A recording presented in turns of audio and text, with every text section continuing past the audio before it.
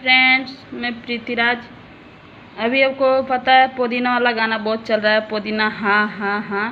तो फ्रेंड्स, हमने भी एक पुदीना का गाना बनाया है जो कि वो रक्षाबंधन पे है।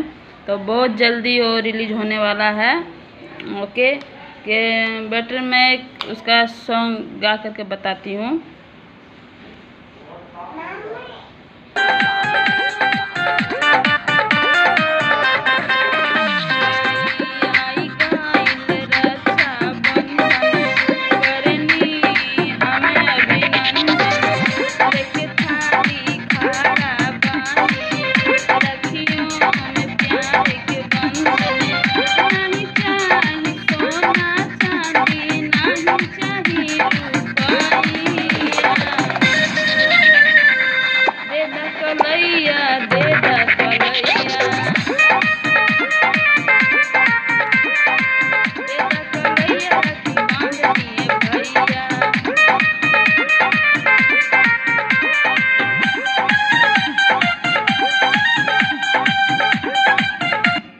तो फ्रेंड्स, ये है मेरा गाना और बहुत जल्दी रिकॉर्ड होगा और रिलीज भी होगा।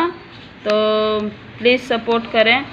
हम भी नया नया सिंगर हैं, अभी बना है 9-10 एल्बम हम बना चुके हैं।